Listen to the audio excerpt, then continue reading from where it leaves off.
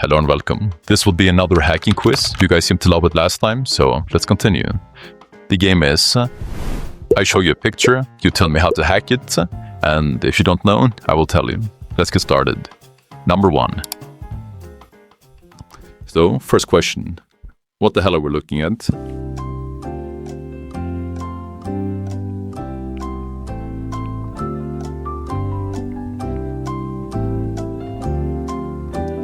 Well, what we're looking at is actually the initial access section, and we can see that we have actually managed to essentially perform LFI because of this path traverse right here, and we're able to reach the log file of Apache, right? We can see the access log right here. And in this scenario, we can actually see that I have created a 0 parameter, okay? And then I run ID in.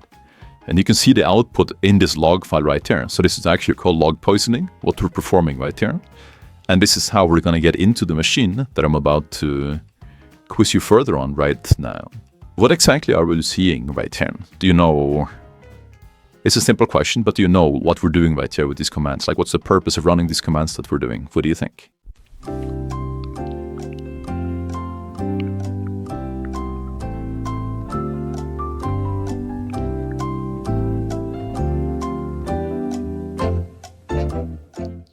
Well, it's actually to essentially stabilize a shell. So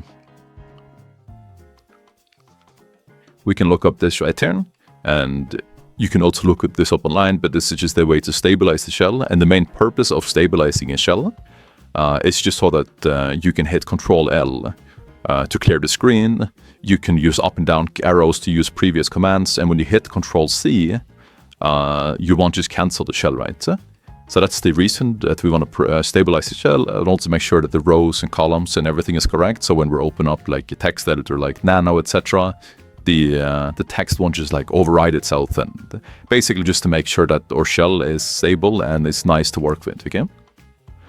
So what are we seeing in this scenario right here?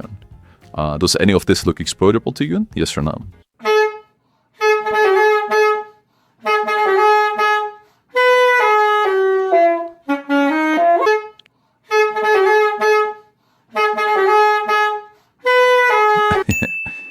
So we can see that first we're trying to run sudo L, but it's not really working, right?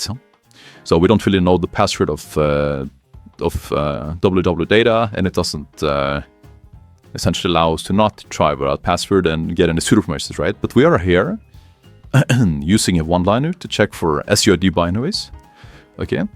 And SUID binaries is essentially binaries that will run under the context of root, but can be ran by anyone, which is obviously why it's incredibly dangerous, which is why it's abusing SUID binaries is a common way to perform privilege escalation on Linux hosts.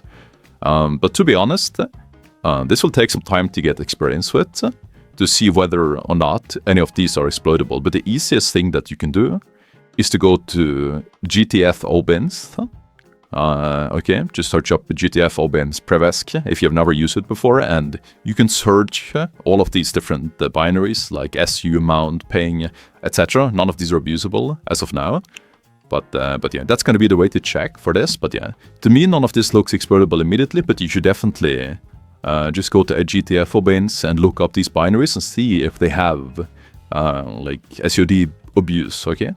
Because we're specifically looking for SUD binaries right there. So if you don't see any abuse for SUD binaries on these particular binaries, right, then you know that it's not going to be a previous. Yeah?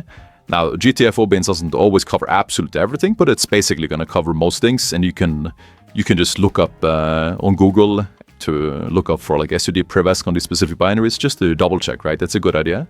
But yeah, you'll get used to over time which ones are and which ones are not abusable, okay? None of this looks immediately interesting to me. So what about this output right here? What are we doing, and does any of this look immediately exploitable to you? What do you think?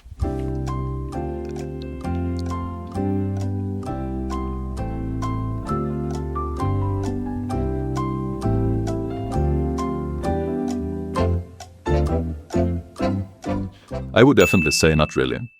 All of these are more or less defaults, and you can see that the port 80, which is the web server, you can see that it's not listening on like localhost, okay?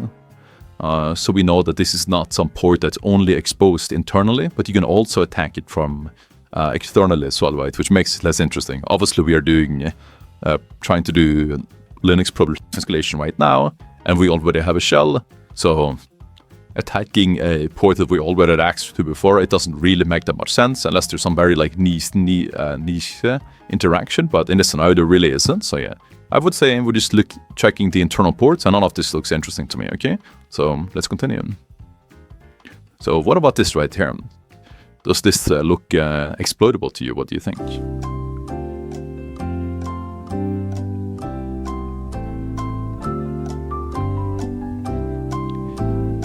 Me personally, I would say very, very, very possibly. Okay, so you can see that immediately it's running under a user called Archangel. Again, we are running under the user of www.data. And so that's already interesting, right? Because we obviously want to increase our access over time. If we can't go directly from www.data to root, then at least we want to try to go from www.data to another user, right? So that can perform more actions. And yeah, it's essentially a cron job that runs very frequently that is executing this shell script called hello world. So this is definitely something that we want to enumerate further.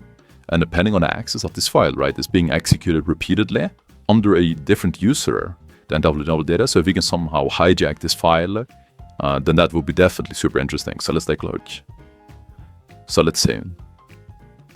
So we can see that we are trying to cat the file, right? And it's just essentially writing hello world into a different file.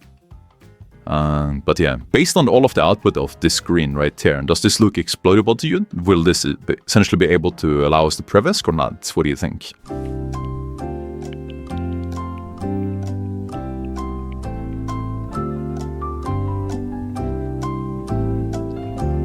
I would say yes, definitely. Because we know that this file, right, this hello world shell script, is being executed repeatedly by Archangel, which is not www.data, so that alone was gonna give us a previsk if we can write to it. And in this scenario, we can see that so these first three are essentially the user, so this scenario is gonna be Archangel user. And then these three right here, you can see that the group Archangel can also execute read and write. And then finally, everyone else can also read, write, and execute. So us as www.data, we can actually write to this hello world shell script, and the cron job is going to execute this file repeatedly, right, very frequently. And so we can essentially insert something malicious in here, and we can essentially hijack this session to get like extra privileges as the Archangel user. So I would say definitely this looks exploitable. So we can see that in this scenario, I've placed a bash for virtual into here. And we can once again see that I've placed that in there right there. So if we continue, we can see that the cron job essentially, as it continuously runs under the user of Archangel, it executed our script that we inserted right here, because once again we have write permission. And there we go. We have a shell as Archangel. Again, obviously we would like more access than this eventually, but this is definitely an improvement, and we have gotten more privileges, so that's beautiful. And if you find this video useful, then you're absolutely gonna love this. We have a massive, free-to-try, 25-hour plus OSCP course that you can see that people are just absolutely loving. That inside gives you all of the resources that you need to crush the OSCP. We have a massive roadmap that literally covers everything. We cover initial access, privilege escalation, Windows and Linux. We cover Active Directory. We cover post-exploitation. We cover lateral movement. We cover pivoting, tunneling. We cover the exam. We cover the reporting. We cover all of the attacks that you need and all of the techniques that you need for OSCP. We also cover all the rooms that you need to do, and all of the rooms is linked inside. We cover Active Directory chains as well, and we literally cover everything. And you will instantly get all of these resources once you join. So click the link down below, try it completely for free. I'll see you inside.